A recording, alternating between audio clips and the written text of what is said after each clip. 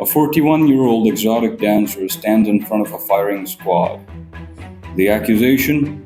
Espionage that led to the deaths of 50,000 Allied soldiers. The French military tribunal that condemned her had no evidence. German intelligence called her useless, and the British files turned up nothing, and yet she was shot. Her name? Mata Hari.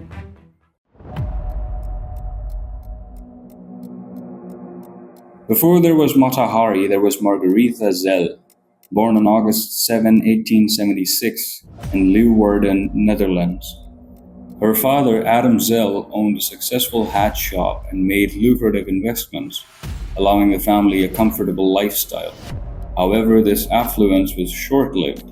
In 1889, Adam went bankrupt, leading to the family's financial downfall. The subsequent strain caused a divorce, and in 1891, Margaretha Zell's mother, Angie, died when Margaretha was just 15. Following these events, her father remarried, and Margaretha was sent to live with relatives. At 15, Margaretha enrolled in a teacher training college in Leiden, aiming to become a kindergarten teacher. Her time there was cut short when she was expelled after rumors of an inappropriate relationship with the headmaster surfaced. In 1895, at the age of 18, Margaretha responded to a newspaper advertisement placed by Rudolf MacLeod, a 39-year-old Dutch colonial army officer seeking a wife. They met in Amsterdam and were engaged within a week. On July 11, 1895, they married, and Margaretha became Margaretha MacLeod. The couple moved to the Dutch East Indies, now Indonesia, in 1897, settling in Malang, Java. They also had two children, Norman John, born in 1897, and Louise John, born in 1898. But the marriage was troubled from the very start. Rudolf was actually an alcoholic who physically abused Margaretha and openly kept a concubine. In 1899, another tragedy struck when both the children fell seriously ill. Norman died at the age of 2, and while the exact cause remained uncertain, theories include poisoning by a disgruntled servant or complications from syphilis treatments. Louise Jean survived but was left in a vulnerable state. In 1902, the family returned to the Netherlands. Margaretha and Rudolf separated, and their divorce was finalized in 1906. Initially granted custody of Louise Jean, Margaretha struggled financially as Rudolf refused to pay child support. Eventually, she was forced to relinquish custody back to Rudolf. By 1903, Margaretha found herself alone, without financial support, and separated from her daughter. Seeking a new beginning, she moved to Paris and created an elaborate backstory about being the daughter of an Indian temple dancer who had learned sacred rituals in Java.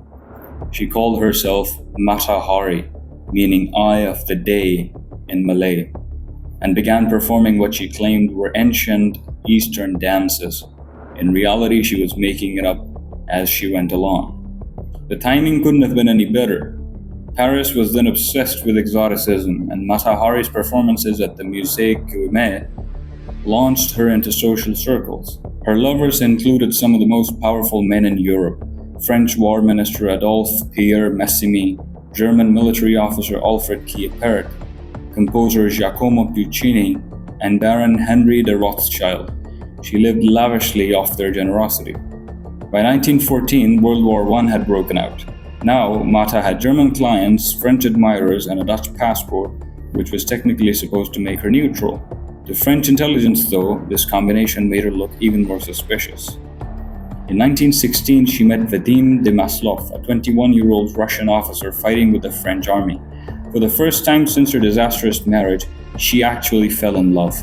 Maslov was wounded in the disastrous Nivelle offensive, losing sight in one eye, and Mata Hari desperately wanted to visit him at the military hospital near the front lines. French intelligence, however, saw an opportunity in this. Captain Georges Ledoux of the Deuxième Bureau told her she could visit Maslov if she agreed to spy for France. They offered her 1 million francs to seduce German officers and extract military secrets. It was an enormous sum, enough to secure her future and maybe even win back her lost daughter. Matahari arrived in Madrid in December 1916.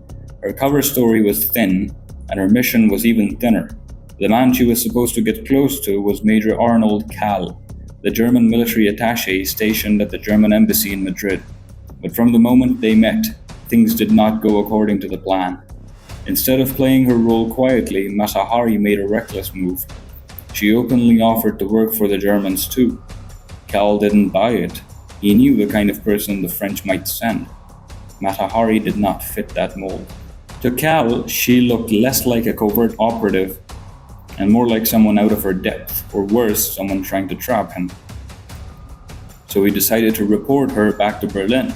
They transmitted a coded radio message to the German military command about Agent H-21, a supposed spy they had in their pocket. The message included information that unmistakably pointed to Matahari. Here's the critical part. The Germans were aware by late 1916 that their codes were broken by the French intelligence.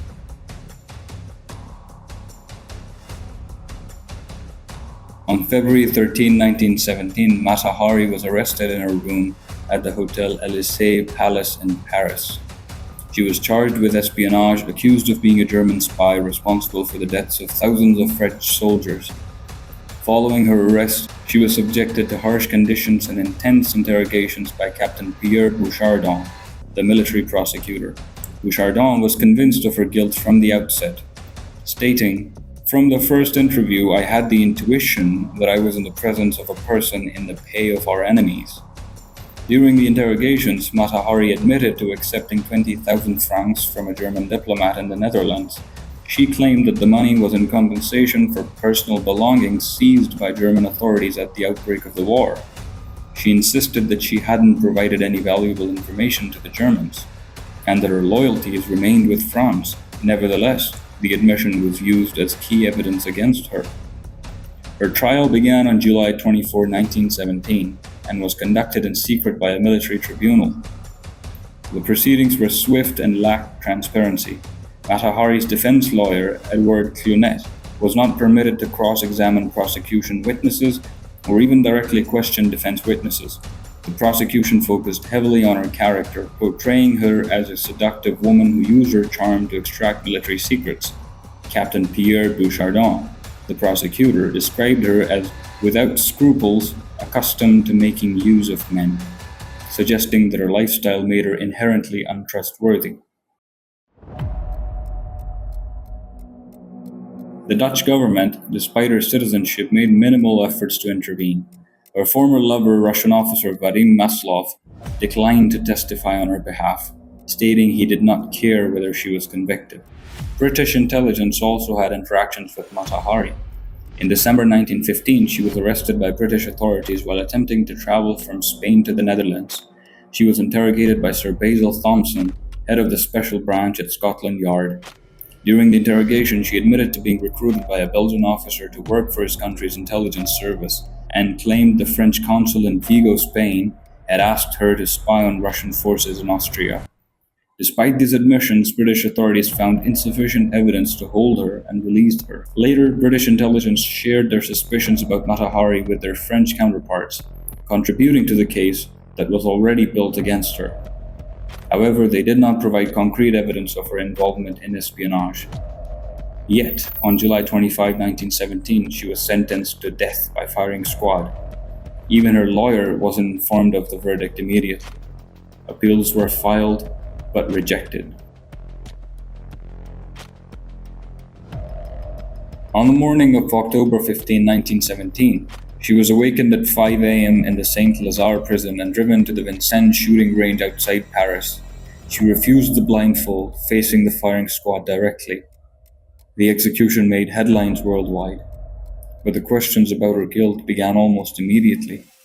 In 1999, previously sealed British intelligence files were opened, and they showed that officials had found no evidence of espionage after interrogating Matahari in 1915 and again in 1916.